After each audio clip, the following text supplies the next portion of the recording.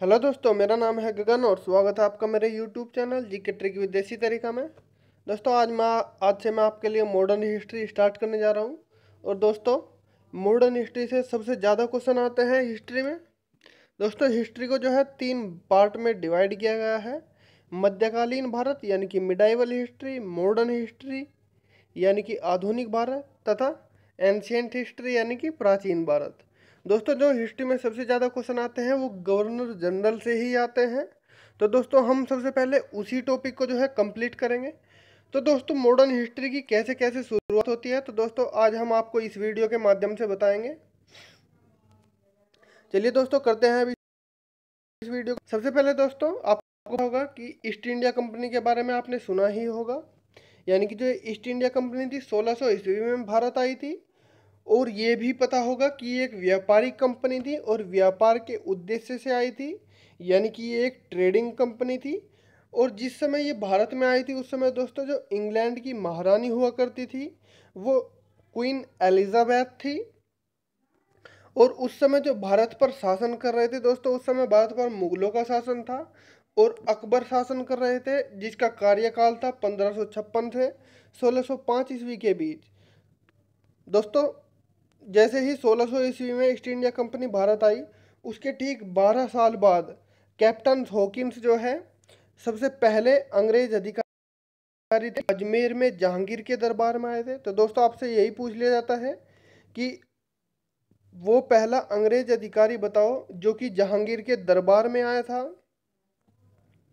तो दोस्तों, captain Hawkins बताएंगे आप। दोस्तों, कई बार ये क्वेश्चन पूछा गया है एग्जाम में। दोस्तों, अगला आता है फिर 3 साल बाद टॉमस रो नाम का दूसरा अंग्रेज अधिकारी भारत आया था। दोस्तों, आपको पता होगा कि जब ईस्ट इंडिया कंपनी भारत आई थी तो उस समय जो है भारत पर 2 कंपनियों का शासन था, यानी कि डचों तथा पुर्तगालियों का। दोस्तों, जो ये डच थे ये थोड़े कमजोर थे और जो पुर्तगाली थे यानी कि पुर्तगाली थे वे थोड़े स्ट्रोंग थे। तो ईस्ट इंडिया कंपनी ने क्या किया, सबसे पहले डचों को हराया, है ना। देखते हैं आगे। सबसे पहले इन्होंने डचों को हराया, उसके बाद दोस्तों जो है पुर्तगालियों को हराया। ईस्ट इंडिया कंपनी जो है व्यापार के उद्देश्य से आई थी, सबको पता है, ट्रेडिंग कंपनी थी। बट जैसे ही उन्होंने दोस्तों डचों को हराया सबसे पहले, तो दोस्तों जो उमर थी और जो नेवल एकेडमी थी यानी कि जो नेवल नौसेना थी वो दोस्तों स्ट्रोंग हो गई थी। और पुर्तगालियों को हराने के बाद दोस्तों ईस्ट इंडिया कंपनी की जो फाइनेंशियल पावर थी वो भी अच्छी हो गई थी। यानी कि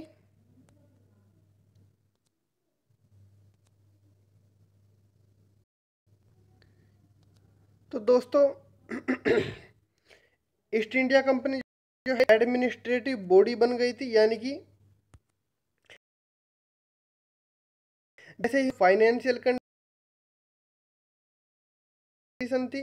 और दोस्तों अब ये एक प्रशासनिक शक्ति बन गई थी। यानी कि अब इसने सोचा जब हमारे पास क्या हुआ, पैसे भी आ गए हैं, यानी कि हमारी मिलिट्री पावर भी अच्छी हो गई है, तो क्यों ना खुद के जंगी जहाज और बेड़े बनाए जाएं।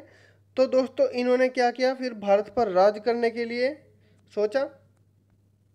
और 1757 में ही दोस्तों इन्होंने जो है प्लासी का युद्ध बोल दिया, यानी कि प्लासी का युद्ध कर दिया, जो कि दोस्तों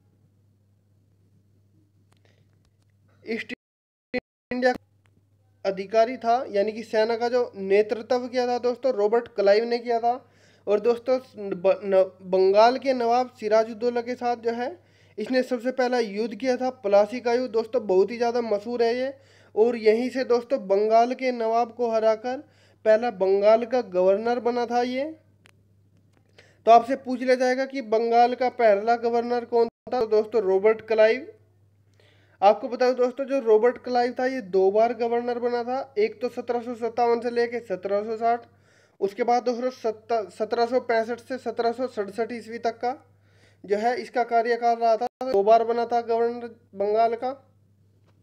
उसके बाद दोस्तों 1764 में फिर इसने जो है बक्सर का युद्ध कर दिया मीर कासिम को हराकर।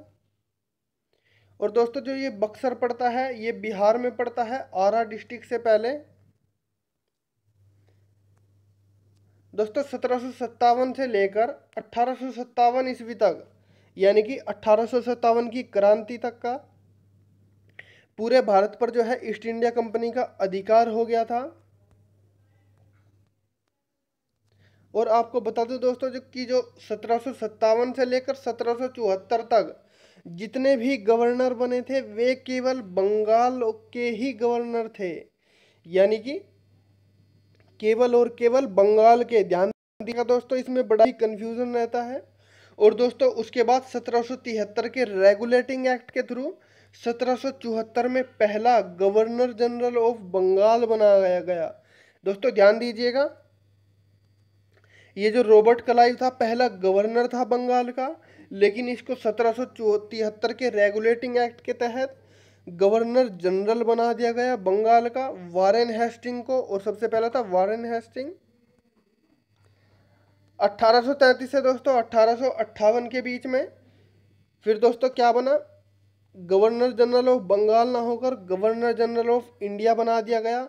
और सबसे पहला जो गवर्नर जनरल ऑफ इंडिया था दोस्तों वो लॉर्ड विलियम बेंटिक था। 1858 से लेकर 1947 तक का जितने हुए दोस्तों इंडिया का पद बदलकर वायसराय कर दिया गया, यानी कि 1858। और जो सबसे पहला वायसराय था वो कैनिंग था, ठीक है। और दोस्तों जो शासन था वो डायरेक्ट क्वीन विक्टोरिया संभाल रही थी ब्रिटेन से, और डायरेक्ट शासन वहीं से कर रही थी वो अपने वायसराय के माध्यम से।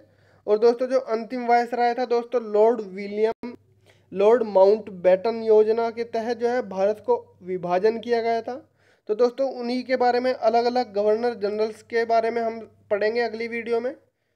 तो दोस्तों कैसी लगी आपको ये वीडियो? अगर अच्छी लगी हो तो please like share and comment जरूर कीजिएगा। मिलते हैं आपसे अगली वीडियो में। Thank you for watching this video.